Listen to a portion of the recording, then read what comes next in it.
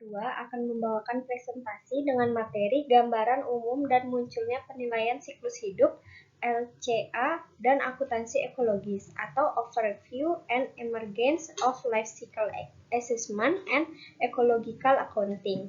Sebelum kami melanjutkan presentasi, izinkan kami mempresentasikan kelompok kami. Yang pertama ada Ana Agung Ngurah Aditya Brahmantara dengan NPM 014. Selanjutnya dengan saya sendiri, Kadek Melen Purnamayani dengan NPM 017 dan Niloh Made Ayus Plastini dengan NPM 031. Life Cycle Assessment atau LCA terdiri dari tujuan dan cakupan atau goal and scoping. Yang selanjutnya ada analisis inventory atau inventory analysis. Selanjutnya ada penakaran dampak atau impact assessment. Dan yang terakhir ada interpretasi atau analisis perbaikan atau improvement analysis.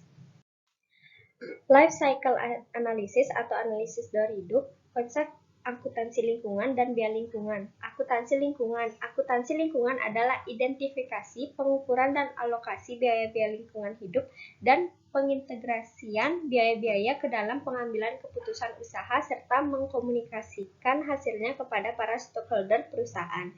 Yang kedua ada biaya lingkungan. Biaya lingkungan dapat diartikan sebagai biaya yang muncul dalam usaha untuk mencapai tujuan seperti pengurangan biaya lingkungan yang meningkatkan pendapatan, meningkatkan kinerja lingkungan yang perlu dipertimbangkan saat ini dan yang akan datang. Alokasi biaya lingkungan. Pengelolaan sisa produksi harus menggunakan teknologi, maka sangat tidak mungkin apabila perusahaan tidak memasukkan biaya lingkungan ke dalam biaya produksi sebagai bagian dari kepedulian perusahaan terhadap lingkungan. Analisis daur hidup atau life cycle analysis mempertimbangkan daur hidup. Untuk ilustrasi, penyusun mengilustrasikan produk simpel seperti pensil.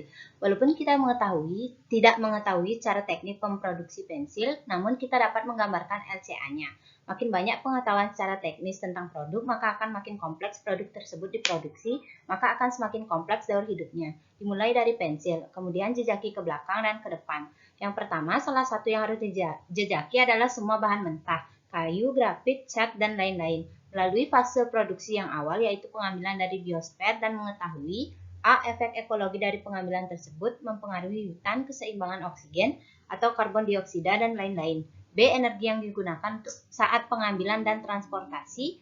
C. Energi mesin dan lain-lain yang digunakan untuk pengambilan tersebut. Proses yang kedua, proses yang sama harus diambil untuk semua proses produksi menengah. Yang ketiga, salah satu yang harus dilacak adalah pengemasan produk dan manufakturnya serta pembuangannya, transport, dan akhirnya sampai di tangan konsumen. Yang keempat, produk harus dilacak interaksi biosferik dan pembuangannya. Yang kelima, semua input dan output dari masing-masing tahap di life cycle harus dapat ditangkap. Daur hidup yang satu akan berhubungan dengan daur hidup yang lainnya. Kayu berasal dari pohon, pohon merupakan rumah bagi serangga. Hal tersebut merupakan elemen yang esensial dari ekologi dan memainkan peranan yang penting dalam keseimbangan oksigen atau karbon dioksida. Hal ini berakibat pada kehidupan burung, perkembangan tanah, dan global warming yang akan mempengaruhi dan seterusnya. Daur hidup dari suatu produk itu rumit dan tidak ada analisis daur hidup yang komplit dan komprehensif. Dengan pemikiran tersebut, maka dipertimbangkanlah langkah-langkah analisis daur hidup. Pengertian analisis daur hidup.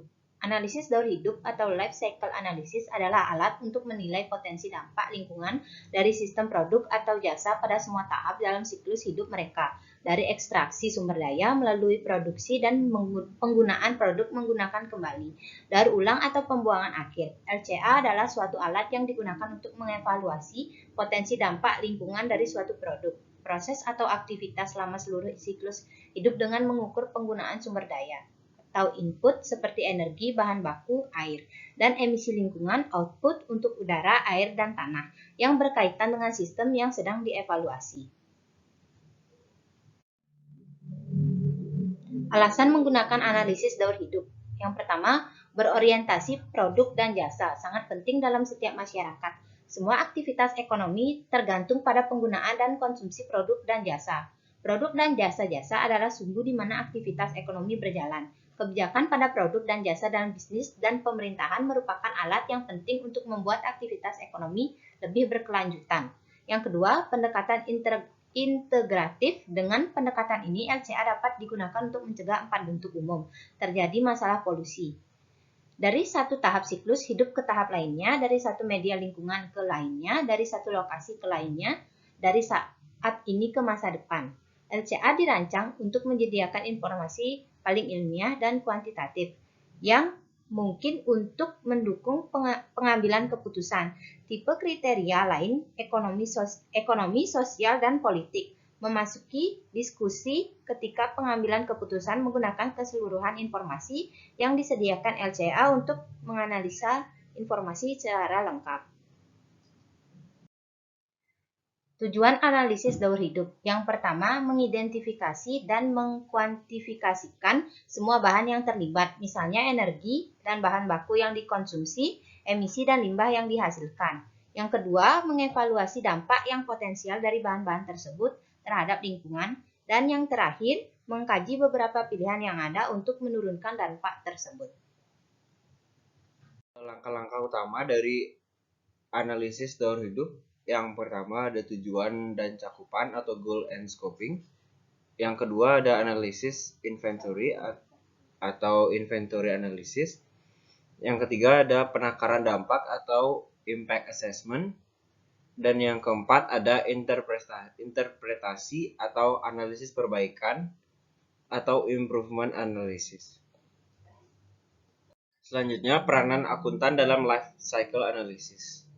LCA membutuhkan keahlian teknis dan ilmiah secara dominan, sehingga prinsip-prinsip proses yang dapat dimengerti dengan mudah, kemudian ditambahkan ke manajemen lainnya dengan perspektif sistem bisnis. Hal ini jelas memakai akuntan yang memiliki keahlian dan pengalaman dalam mengumpulkan bukti dan mengevaluasi, desain sistem dan evaluasi, dan audit yang memiliki peran penting dalam pengembangan LCA. Baiklah, sekian presentasi dari kelompok kami. Jika ada salah kata, mohon dimaafkan. Saya akhiri dengan Paramo Santi. Om Santi Santi Santi Om.